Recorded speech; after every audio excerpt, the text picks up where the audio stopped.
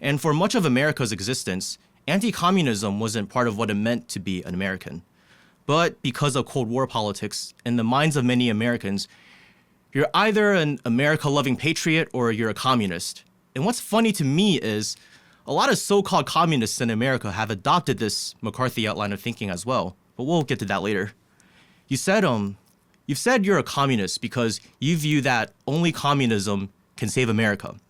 So why don't we talk about what it means to be a patriot who serves his compatriots, community, country, and how communism and anti-imperialism are rooted in this patriotism? Yeah, so I think there's a lot to break down there, but I guess we'll start with the fact that communism is about uplifting the standard of living for your country, for your fellow patriots, for your brothers and sisters, for the families that make up this country, for the workers that allow you to be able to live a prosperous life, so on and so forth, right? And as you said, there's nothing fundamentally un-American about that.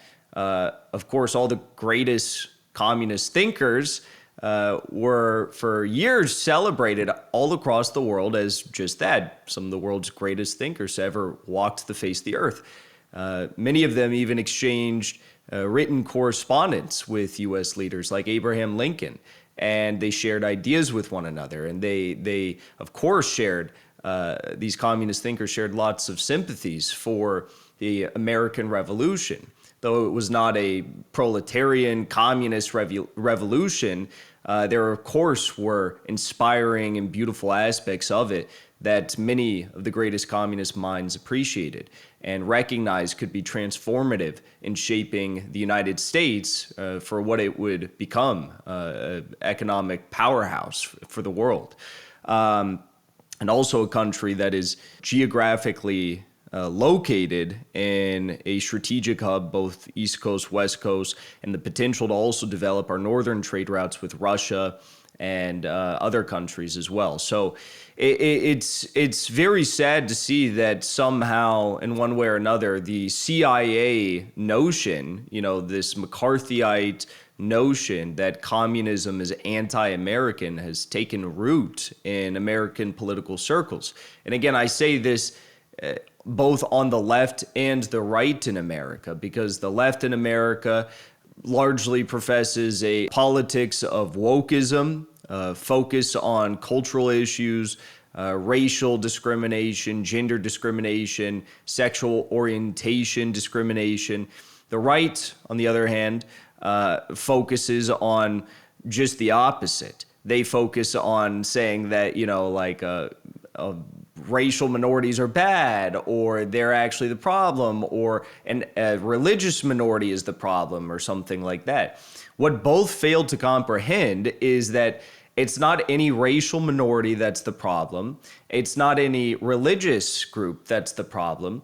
Of course, there's going to be patterns and different sorts of practices, customs that come along with any different large group of people. But you have to understand that those phenomena that you can point out in any racial group, religious group, ethnicity, that is not the fundamental problem with our country. That is maybe a byproduct of the problem, and you might view it as a problem, or you might view it as a good thing. Some people say, diversity is our strength. Some people say, no, the diversity is bad. Okay, well, regardless of what you think about the diversity or these people, the problem is that we have finance capital that is governing our country, that is censoring the dissidents and the truth tellers, and is buying up all of the land in our country, buying up all the resources in our country, controlling all of the banks, all of the rapacious forms of profit generation. And they ultimately do not have the best interests of the people at heart. They ultimately represent their own interests above all else. They ultimately will do anything to make more money. And it's just money for the sake of making more money. There's nothing to it. They're already more than rich enough. but it comes with power, and that's what they so deeply desire. So the goal of communists in America, and I guess this is the dichotomy you brought up, is that we say, yes, it actually is patriotic to be a communist, because what is communism? At its core, the way that we like to explain it to Americans in a very simple manner is a movement of the working class, of the people, of the heart, of the soil of this country, that is going to focus on the rapid industrialization of our country at a time when we really need it, while also prioritizing the needs of the people. There's no reason why people like Bill Gates, for example, or BlackRock should own all of the land in this country, all of the farming land in this country, all of the apartments, condos, homes in this country. And the idea, on the other hand, of, say, having land redistribution, for example, is extreme. They call that an extremist position, but having two guys own all the land in the country is not an extremist position in the current world we live in this country. So I actually think that it is very patriotic. I think there's a rich history of communists in this country. Of course, they don't teach us that in the schools. That is all left out of our textbooks and our history books.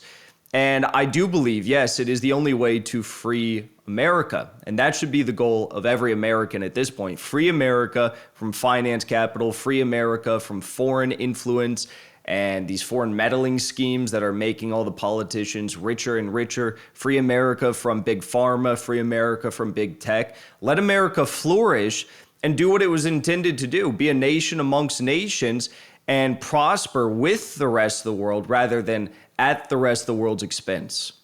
Sounds like to me you're saying there is the America of people like George W. Bush or Bill Gates. Then there's the America of people like William Z. Foster or Martin Luther King Jr. or Malcolm X.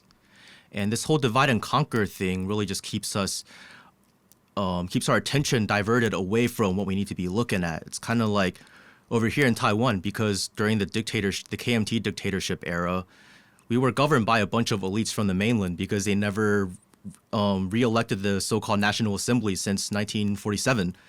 So separatists had this idea, the separatists up top knew what they were doing, but they appealed to common folks, misguiding them by saying, all of our problems are here because we are being governed by a bunch of people from the mainland and not local Taiwanese people. But that's changed ever since the 80s.